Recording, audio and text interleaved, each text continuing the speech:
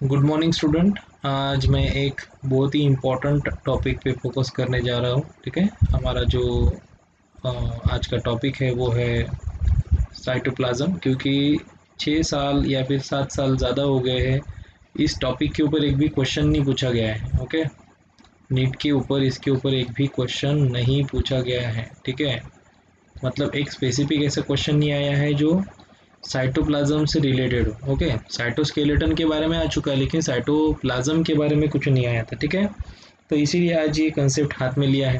तो एक simple simple बातें कर लेते हैं कि साइटोप्लाज्म होता क्या है। ठीक है, सिंपल है ना। ये क्लियर फ्लूइड पार्ट होता है। It is a clear fluid part.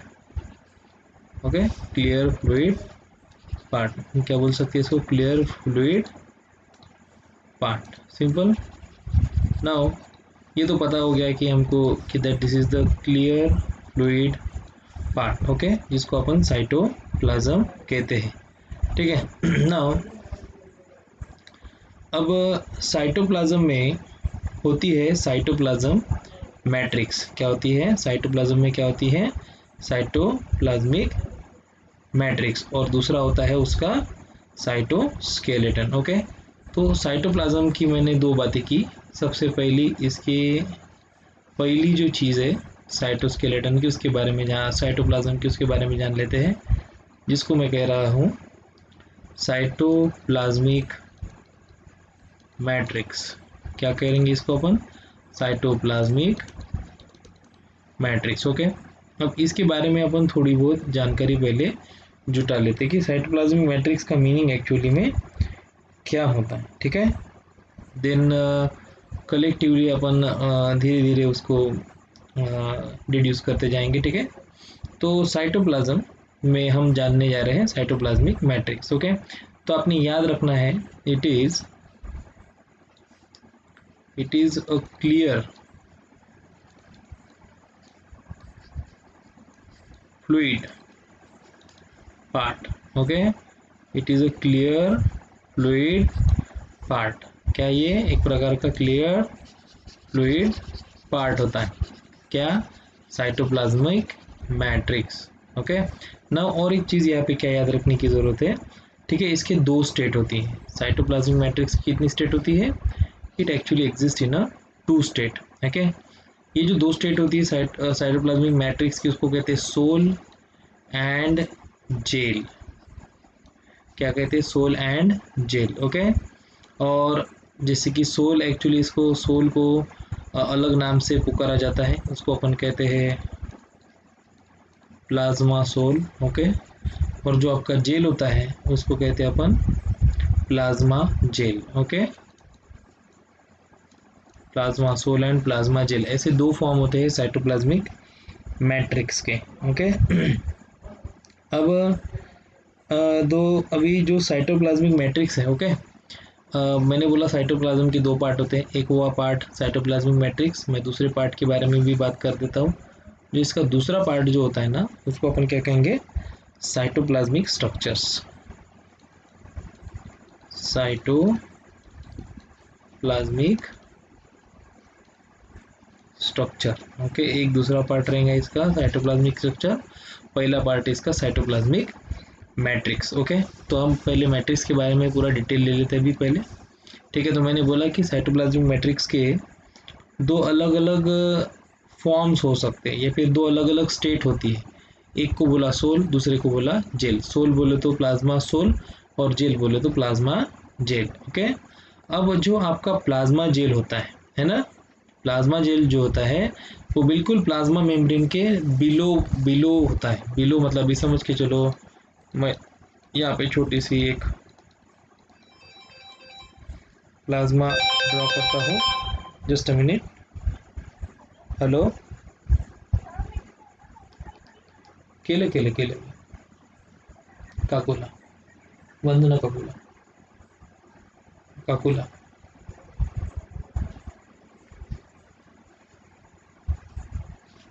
So let's consider that this is the plasma membrane.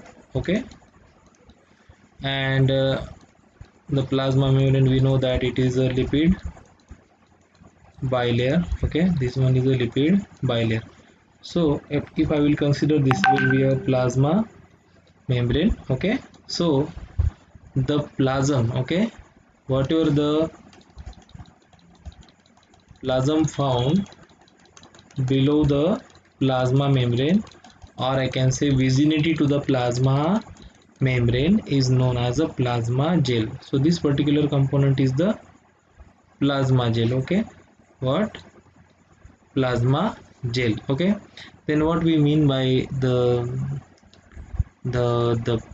plasma sol? Okay, we will take a detail of that later, but we'll first talk about the plasma gel. Okay, अब इस plasma jail को हमें और एक नाम से भी जान सकते हैं, इसको एक्टोप्लास्ट भी कहते हैं। क्या कहते हैं इसको? The plasma gel can also known as ectoplast. Okay, अब प्लाज्मोसोल के बारे में मैंने बोला, मैं भी बात करता हूँ। ये तो वो प्लाज्मा जेल जिसको अपन ने नाम दिया एक्टोप्लास्ट। ओके, क्योंकि वो प्लाज्मा मेम्ब्रेन के विजिनिटी में होता है। ठीक है, अब इसके अलावा जो प्लाज्म थोड़ा सा अंदर साइड में होता है ना, अब जो थोड़ा सा अंदर साइड में होता है जहाँ पे न्यूक्लियस वगैरह वगैरह पाए जाते हैं, अब मान के चलते हो कि थोड़ा सा ये अंदर है, ये विजिनिटी में है तो ये अंदर है, तो जो अंदर रहेगा उसको अपन कहेंगे एंडोप्लास्ट। क्या कहेंगे? उस अंदर वाले को एंडोप्लास्ट। ओके, तो ये एंडोप्लास्ट बोले तो क्या है आपका? Plasma sol. Plasma sol. Okay, तो एक हुआ प्लाज्मा जेल और एक हो गया प्लाज्मा सोल। ऐसे दो पार्ट होते हैं साइटोप्लाज्मिक मैट्रिक्स के। ओके, या फिर दो स्टेट होती है साइटोप्लाज्मिक मैट्रिक्स की। ओके, अब इस साइटोप्लाज्मिक मैट्रिक्स में कितना परसेंट वाटर होता है? तो याद रखना, it have 90% water.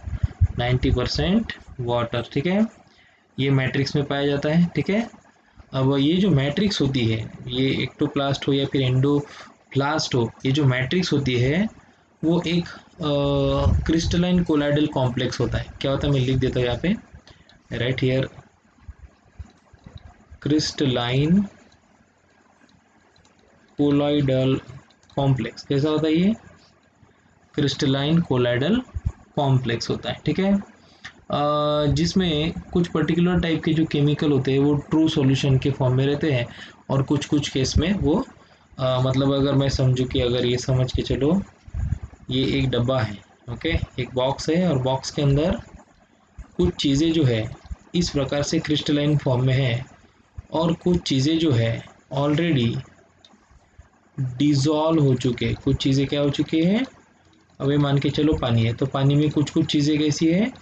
Dissolve state में है। ठीक है, डिज़ोल्व स्टेट में मतलब कैसा है? कोलाइडल है। ठीक है, जैसे पानी में अगर आप दूध डालोगे तो क्या होगा?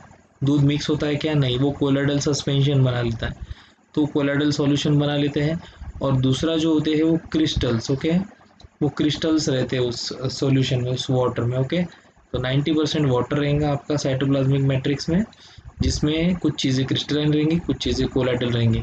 तो क्रिस्टलो कोलाइडल सॉल्यूशन टाइप का वो होता है। ठीक है, अब इसमें जनरली जो अपने साइटोप्लाज्मिक मैट्रिक्स है उसमें क्या क्या पाया जाता है? ओके, इसमें क्या क्या होता है मैं आपको लिख देता हूँ यहाँ पे।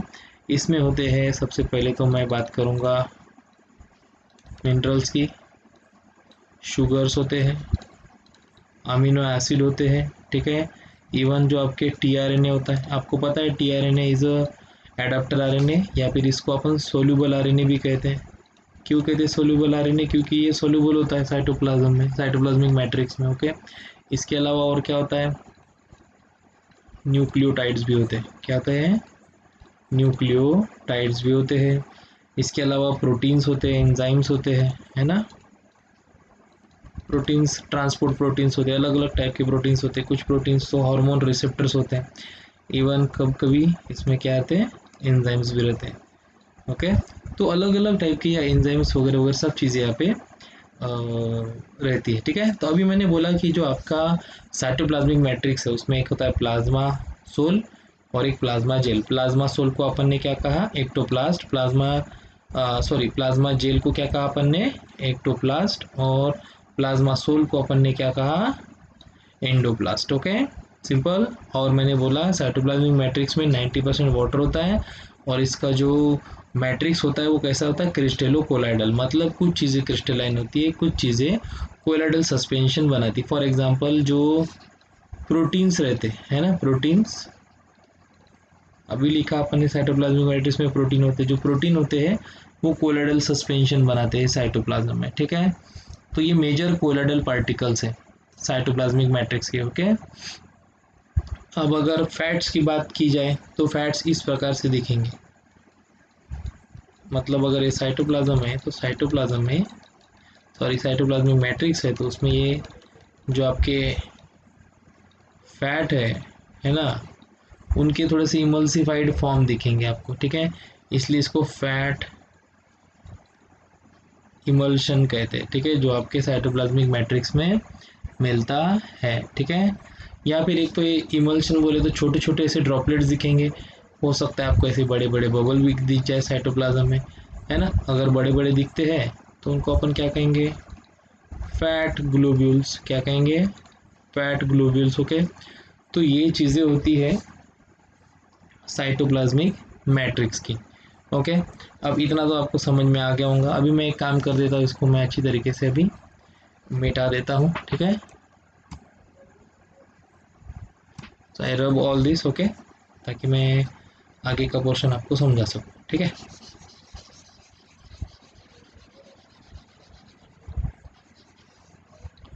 अब हम थोड़ा सा फंक्शंस के बारे में जान लेते हैं, ठीक है। Will try to know about the functions. Okay, functions के बारे में जानते हैं कि किस प्रकार के फंक्शंस होते हैं साइटोप्लाज्मिक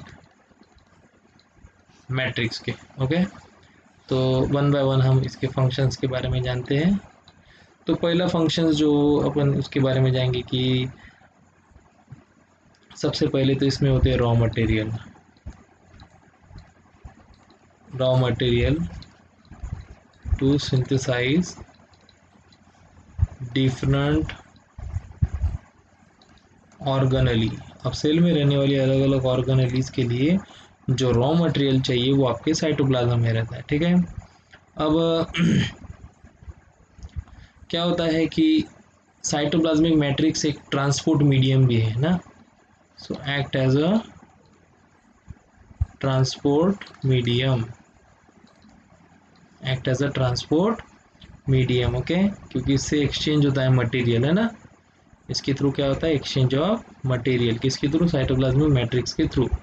ओके, इसके अलावा जो प्रोडक्ट होते हैं, अब product of cell organelles, cell organelles के जो भी प्रोडक्ट होते हैं वो कहाँ पे रिलीज किए जाते हैं, they release in, of course they release in matrix. किस में रिलीज किए जाते हैं, मैट्रिक्स में रिलीज किए जाते हैं, जो सेल ऑर्गेनेलीज के प्रोडक्ट्स जो होते हैं वो। ओके, तो इसके अलावा मैं क्या बोल सकता हूँ, ये सिंथेसिस करने के लिए बहुत इंपॉर्टेंट मीडियम है ना। So matrix is important for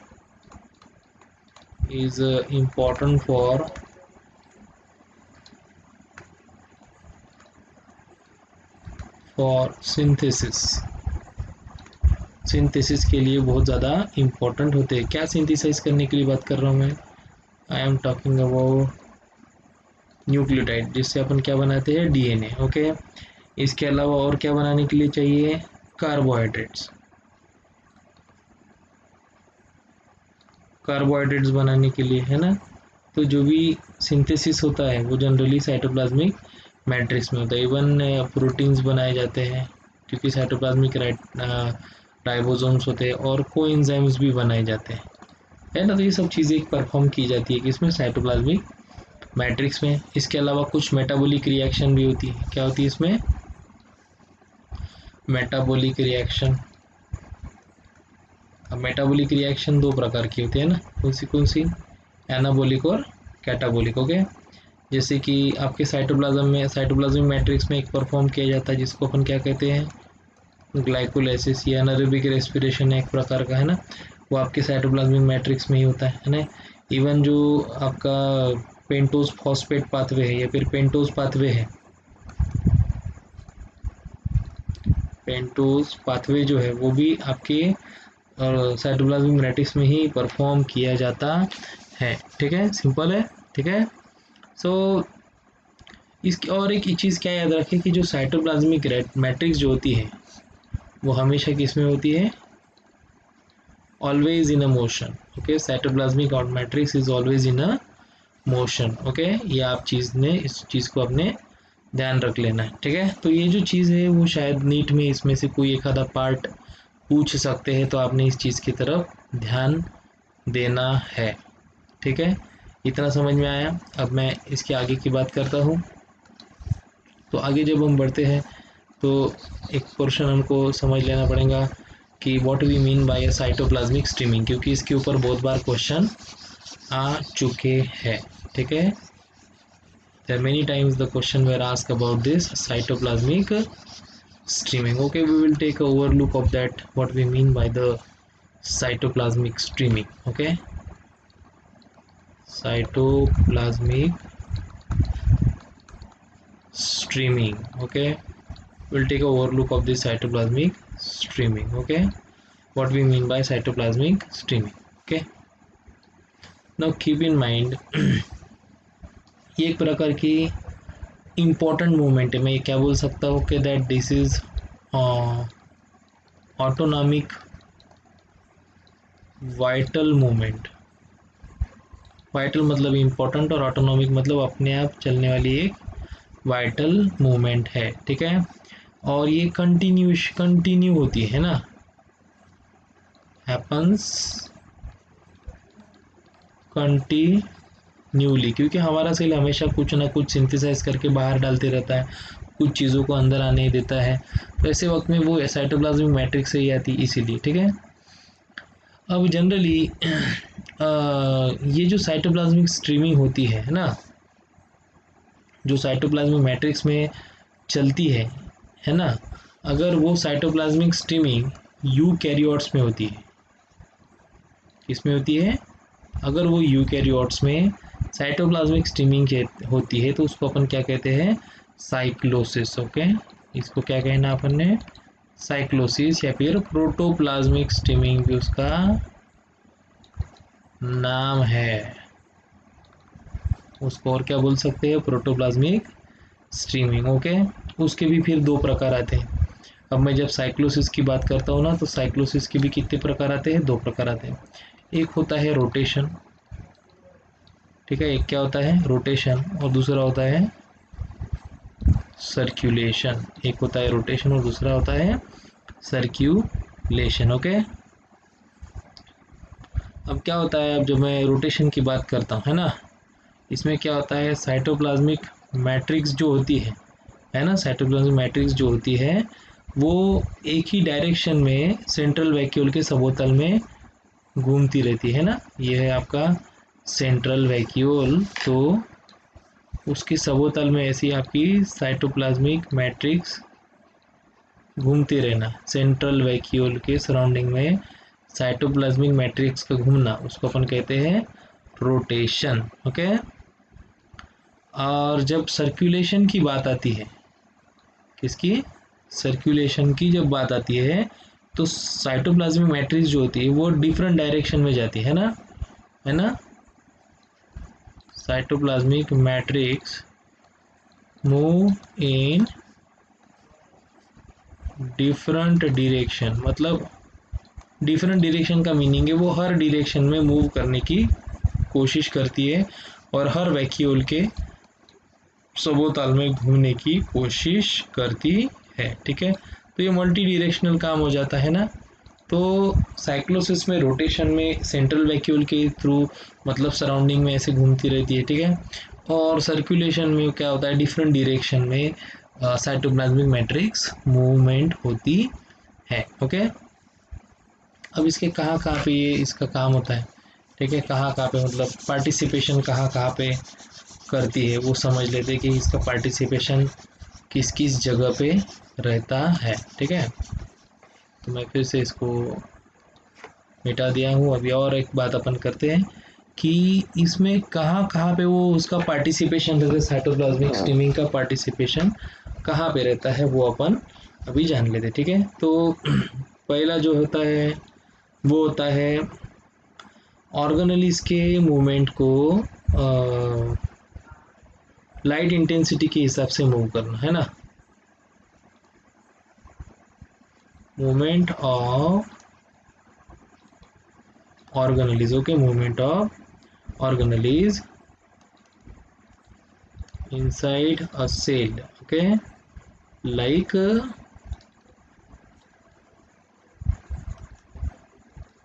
chloroplast, okay. अब किस रिलेशन में, in relation to light intensity. अब क्या होता है, आपने अगर एक उदाहरण सुना होगा, एक एल्गी होती है, ठीक है, क्लामाइडोमोनास। इसमें एक छोटा सा क्लोरोप्लास्ट होता है जो लाइट की दिशा में मूव करता है, जहाँ पे लाइट होता है उसी जगह पे वो क्लोरोप्लास्ट पहुंच जाता है, तो इसको अपन साइटोप्लाज्मिक स्ट्रीमिंग कह सकते हैं, ठीक है। इसके अलावा दूसरा अगर मैं बात करूँ को distribution of material, okay, distribution of material to the cell. Cell में डिस्ट्रीब्यूशन करना मटेरियल का है ना, वो भी साइटोप्लाज्मिक स्ट्रीमिंग का ही हिस्सा है। या इवन अगर आपने अमीबा के बारे में सुना होगा, distribution of food particle in case of amoeba, या फिर फूड वैक्यूल, मैं फूड पार्टिकल से अच्छा उसको बोलूँगा फूड वैक्यूल, ओके। इसका डिस्ट्रीब्यूशन भी करना, ये भी एक प्रकार का साइटोप्लाज्मिक स्ट्रीमिंग होता है। ये जनरली कहाँ पे होता है, अमीबा में और पैरामेशियम में, ओके, अमीबा और पैरामेशियम में ये पाया जाता है। और मेम्ब्रेन रिपेयर में भी आपने याद रखना, साइटोप्लाज्मिक स्ट्रीमिंग का बहुत इंपॉर्टेंट रोल होता है, क्योंकि वहाँ पे सब्सटेंसेस लिपिड के मॉलिक्यूल को पहुँचाना पड़ता है, तो इसलिए वहाँ पे होता है रोल। इवन हीट डिस्पर्शन जो भी होती है ना, सेल के अंदर का जो हीट डिस्पर्शन होता है वो भी इसी के अंडर आता है। तो ये सभी क्या है, छोटे छोटे जो इसके साइटोप्लाज्म स्ट्रीमिंग जो होती है वो किस प्रकार से होती है, कहाँ कहाँ पे काम करती है, इसका थोड़ा सा हमने यहाँ पे डिस्क्रिप्शन देखा, ठीक है। तो इसको कहेंगे हमने cytoplasmic streaming, okay. Thank you so much. तो आज के टॉपिक को आपने इसको अच्छे से पढ़ लेना है, क्योंकि ये इम्पोर्टेंट हो सकता है नीट के एग्ज़ाम के लिए, ठीक है। Thank you so much.